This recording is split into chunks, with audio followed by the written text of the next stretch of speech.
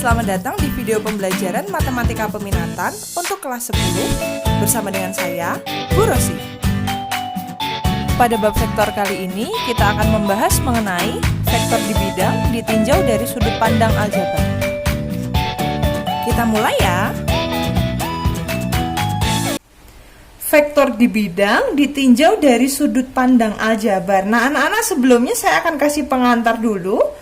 Suatu vektor dinyatakan sebagai pasangan bilangan yang dituliskan secara vertikal atau horizontal. Bilangan pertama menyatakan arah ke kanan. Kalau dia ke kanan berarti positif, atau ke kiri itu negatif. Bilangan kedua menyatakan arah ke atas atau ke bawah.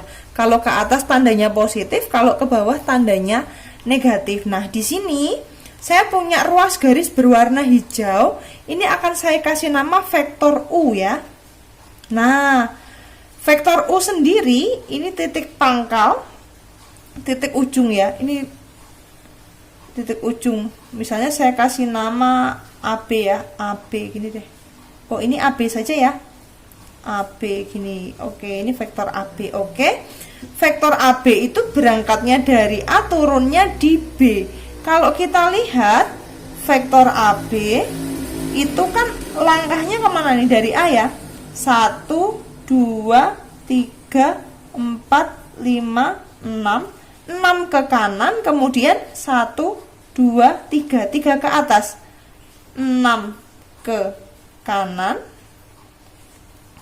3 ke atas. Nah, kita kan hitungnya kanan atau kiri dulu, baru atas atau bawah ya kan. Kalau dia ke kanan, itu nilainya positif.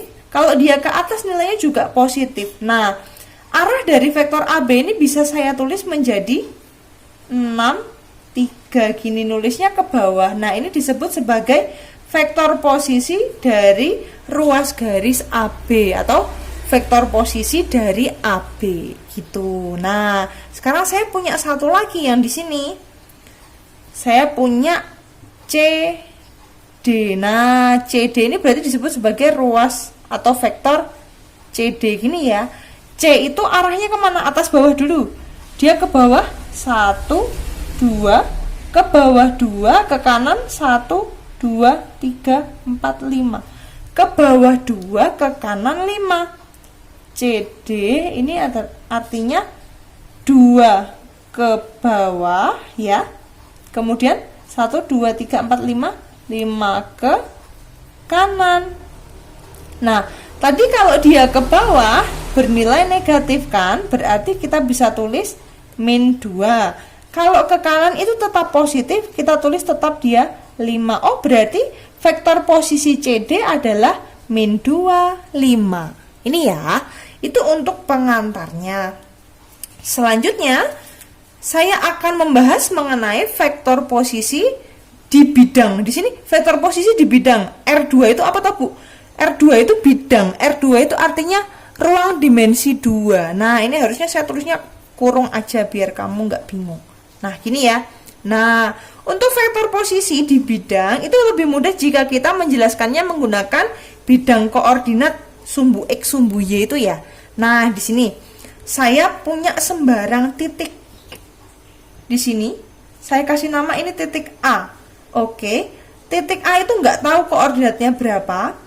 Titik A itu ditarik dari titik pusat. Titik pusat itu berapa toh?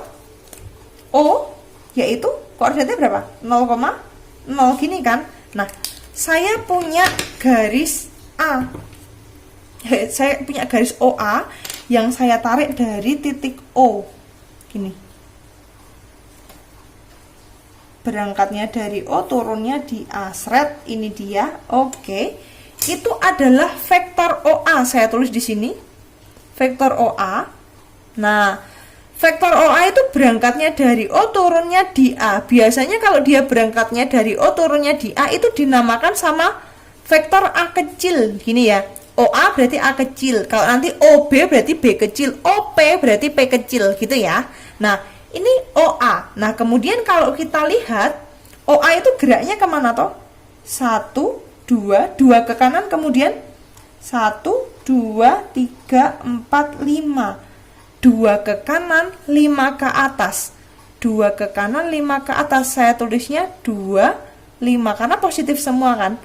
Oke, itu dia untuk vektor OA. Kemudian saya mau bikin lagi vektor yang lain. Vektor yang lain adalah di sini. Ini adalah vektor koordinat titik B ya. Titik B nggak tahu tuh koordinatnya berapa. Saya mau tarik dari 0,0 di sini. Seret gini. Oke. Nah, OB sendiri berangkatnya dari O, turunnya di B, biasanya dinamakan sama vektor B kecil. Nah, kita akan lihat geraknya vektor B kecil itu kemana sih? Dari O ke BO berarti 1, 2, 3, 4, 5 ke kanan, kemudian 2 ke atas. 5 ke kanan, 2 ke atas. Oh, kebalikannya dari yang atas ya. Nah, itu dia vektor OB. Kalau kamu perhatikan, tadi ini vektor A kecil, ini vektor B kecil. Vektor OA itu 25. Ini kan sama aja koordinatnya A. Iya nggak? Koordinatnya A 1, 2, 3, 4, 5, 2,5. Nah, kalau yang B ini 52 itu juga koordinatnya B 1, 2, 3, 4, 5, 1, 2. Nah, ini 5,2. Nah, kalau dia pangkalnya di O, maka arah dari vektor atau vektor posisinya itu merupakan koordinat dari titik tersebut. Jadi kayak vektor OA itu berarti vektor posisinya 2,5. 2,5 itu siapa ya? Koordinat titik A itu. Nah, tapi sekarang kalau saya punya kasus lain, kalau misalnya kamu disuruh menentukan vektor posisi dari AB. Vektor posisi dari AB ini kan, saya kasih pakai warna merah ya. Seret. Nah, AB ini. Nah, vektor posisi dari AB gimana? Vektor posisi dari AB berapa itu ya? Berangkatnya dari A, turunnya di B. A itu turun 1, 2, 3. Turun 3 itu berarti min 3. Kemudian ke kanan berapa? 1, 2, 3. Min 3 juga. Ke bawah 3. Ke kanan 3 itu berarti positif ya, maaf. Nah, gini positif 3, maaf. Berarti dia ke bawah min 3, ke kanan positif 3. Nah, sekarang kalau misalnya kita mau mencari vektor AB. Vektor AB itu diperoleh dari koordinat B dikurangi koordinat A. Nah, vektor AB di sini ya. AB itu diperoleh dari koordinat B dikurangi koordinat A. Koordinat B-nya berapa tadi? Koordinat B-nya tadi 5, 2 dikurangi koordinat A. Koordinat A-nya 2, 5. Gini kan? Berarti ini 5 kurang 2 itu 3. Kemudian 2 dikurangi min 5 min 3. Nah, ini dia. Ups, ini tadi saya salah ya. Vektor posisi AB itu bukan min 3, 3. Kita ulang. Vektor posisi AB itu kan kita ceknya berapa ke kanan, kemudian berapa ke bawah gitu ya. Salah tadi saya ya. Dia berapa ke kanan? Vektor A.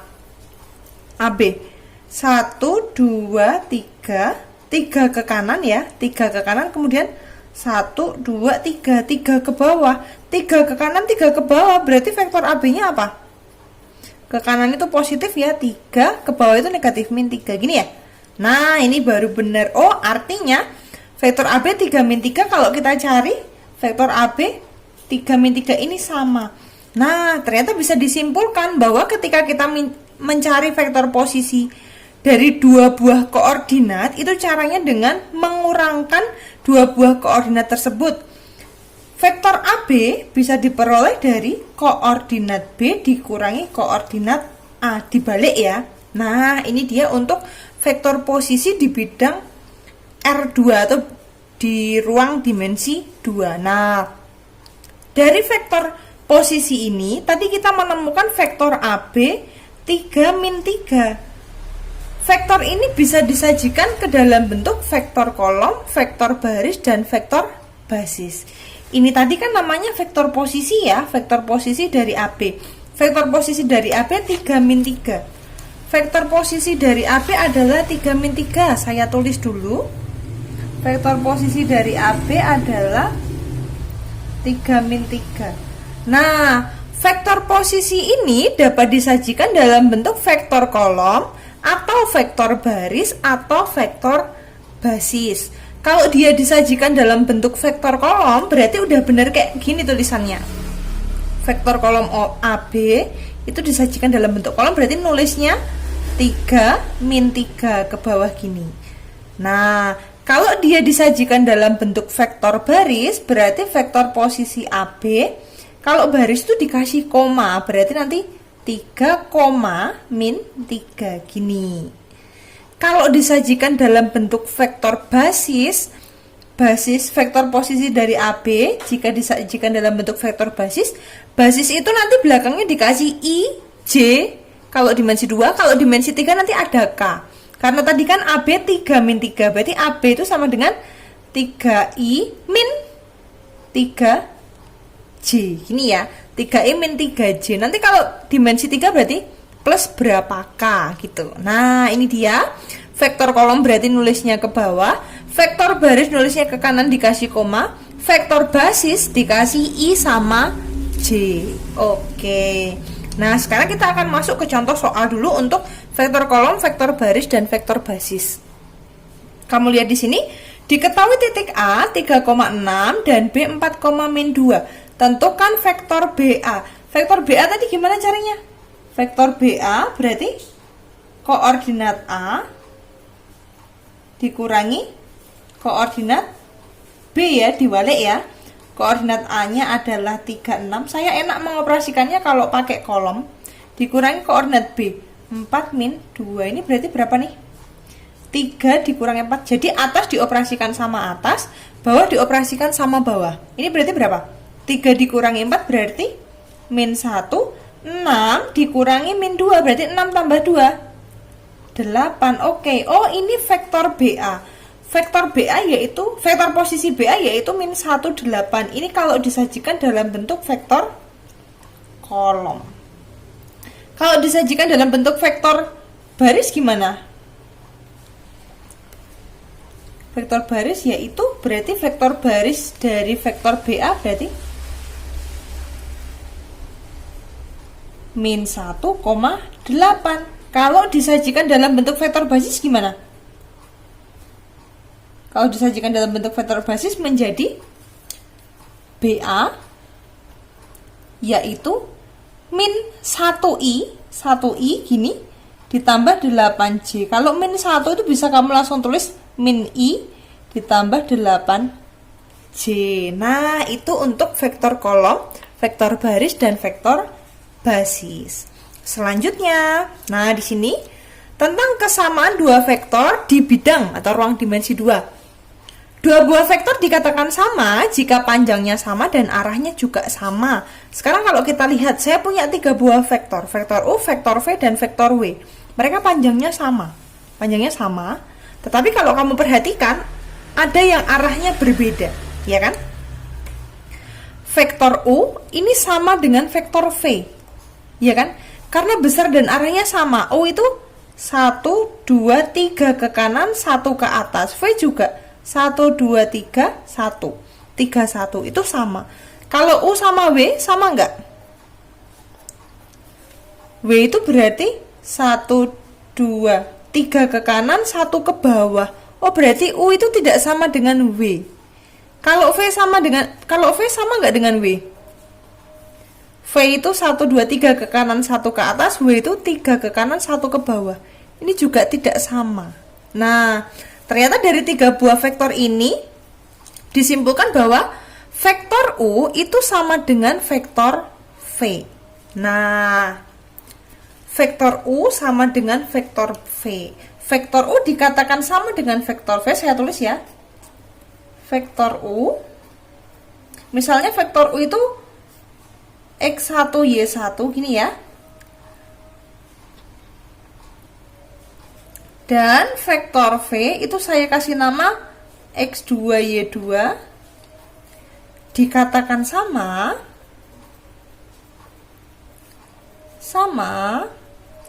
jika X1 sama dengan X2 dan Y1 sama dengan Y2. Jika X1 sama dengan X2, atas sama atas, dan bawah sama dengan bawah ini. Nah, jadi U sama dengan V jika X1 sama dengan X2 dan Y1 sama dengan Y2. Atau kamu boleh tulisnya kayak gini. Atau sini. Tadi vektor U sama dengan vektor V gini kan. Vektor U tadi kan X1 Y1, vektor V-nya tadi X2 Y2. Berarti atas sama atas, X1 sama dengan X2, bawah sama bawah. Y1 sama dengan Y2. Itu untuk kesamaan dua vektor. Nah, mari kita terapkan kesamaan dua vektor ini dalam contoh soal di sini. Diketahui jajar genjang ABCD dengan koordinat A 2,1, B-nya min 5,1, C-nya min 3,4 dan D X, Y. Tentukan koordinat D. Nah, di sini saya sudah menggambar sebuah ilustrasi jajar genjang. Penamaan bangun datar itu urut dari kiri bawah kemudian ke kanan ya. Ini berarti A, B, C, D gini kan. Saya punya jajar genjang A, B, C, D. Kalau jajar genjang itu kan dua buah sisi yang berhadapan itu sejajar dan sama panjang. Nah, di soal ini kan yang diminta menentukan koordinat titik D yang belum diketahui kan. Koordinat titik D itu kan di sini. Artinya apa? Kalau tadi saya bilang sisi yang berhadapan sejajar dan sama panjang, berarti ini DC itu sama dengan AB atau AD sama dengan BC. Kamu boleh pilih, boleh AD sama dengan BC, perhatikan arahnya loh ya, atau enggak DC sama dengan DA. Nah, saya mau menggunakan DC sama dengan AB karena sejajar. DC sama dengan AB karena sejajar ya. Nah, perhatikan tadi kalau DC itu kan tadi koordinat C dikurangi koordinat D ya. Koordinat C-nya berapa? C-nya min 34. Koordinat C-nya koordinat D-nya nggak tahu ya, XY gini. Kemudian ini AB. AB itu berarti koordinat B dikurangi koordinat A. Koordinat B-nya min 51 dikurangi koordinat A. Koordinat A-nya 2, 1. Oke, ini kita operasikan biasa ya. Ini tetap min 34 dikurangi XY. Kemudian yang ruas kanan min 5 min 2 min 7, 1 min 1, ini 0 gini kan. Oke, berarti ini boleh pindah ke kanan ya. Atau kalau ini XY-nya kan negatif, saya pindah ke kanan ya. Min 7 0 saya pindah ke kiri, berarti min 34 ini kan plus jadi min 7 0 sama dengan ini XY-nya min jadi plus XY biasa ya. Berarti ini 3 min 7, berarti 3 tambah 7 4 kurangi 0 4. Oke, ini adalah XY. XY tadi siapa? DO, berarti koordinat titik D adalah 4,4. Nah, itu dia ketemu. Kita menggunakan kesamaan dua buah vektor atau ruas garis. Nah, ini dia. Ketemu koordinat titik D adalah 4,4. Nah, baik anak-anak, ini adalah materi yang dapat saya sampaikan. Nah, untuk selanjutnya kita akan lanjutkan di video pembelajaran berikutnya. Silahkan kalian pelajari dan tanyakan apabila ada hal yang belum dipahami. Baik, selamat belajar anak-anak dan terima kasih.